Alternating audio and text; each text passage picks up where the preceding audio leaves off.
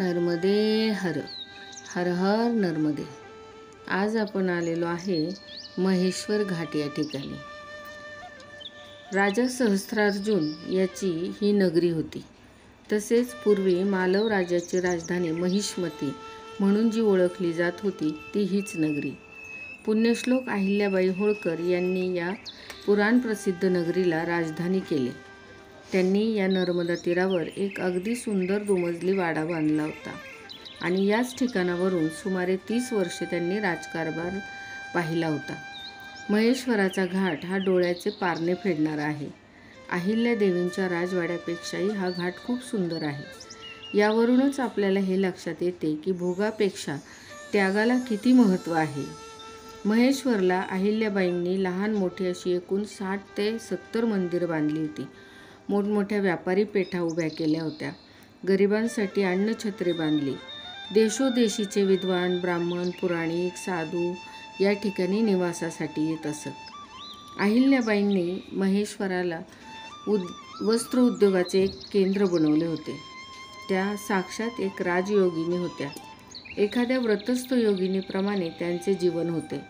म्हणून कागदोपत्री त्यांचा उल्लेख करताना पुण्यश्लोक किंवा गंगाजल निर्मल मातोश्री असा केलेला आपल्याला दिसतो. त्यांचा दानधर्म फार मोठा होता.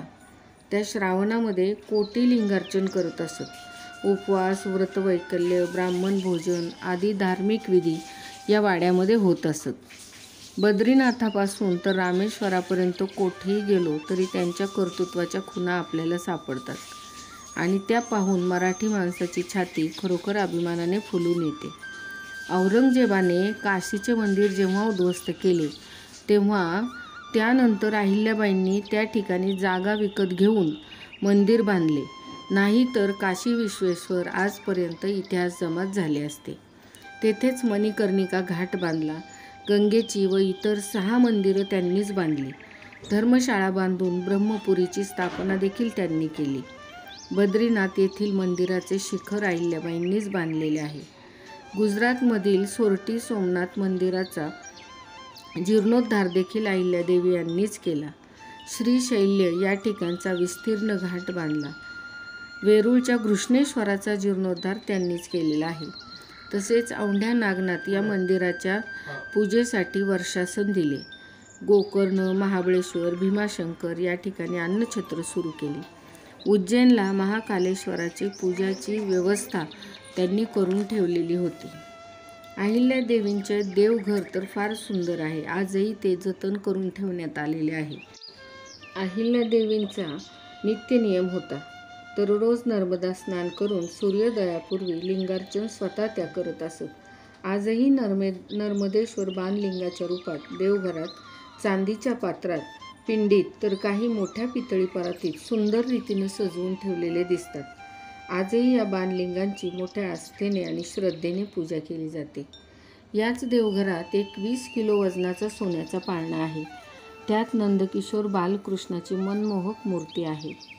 विश्वेश्वर मंदिरात गेल्या 400 वर्षापासून 11 साजूक तुपाचे दिवे जळत आहेत. त्या अखंड दीप तेवण्यासाठी त्यांनी सर्व व्यवस्था करून ठेवलेली आहे. समोर 7 दिवे आणि मागच्या बाजूला आरशातून 4 दिव्यांचे दर्शन होते. तसेच या देवघरात सतत शिवमहिमा स्तोत्र सुरू असते.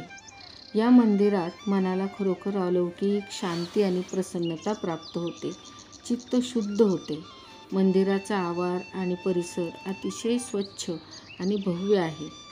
त्याचबरोबर या महेश्वर घाटावरच त्यांच्या वाड्याच्या बाहेर एक मोठा अक्षय वट आहे. या वडाला पारंब्या नाहीत. त्याच्या मुळापासून खोडावर एक नागाची निसर्गदत्त प्रतिकृती निर्माण झालेली आहे. त्या खोडावरच त्या नागाला डोळे असल्याचे जाणवते. असा हा पुण्यवान महेश्वर घाट आहे. या ठिकाणी येऊन प्रत्येक परिक्रमावासी धन्य होतात. नर्मदे हर, हर हर नर्मदे.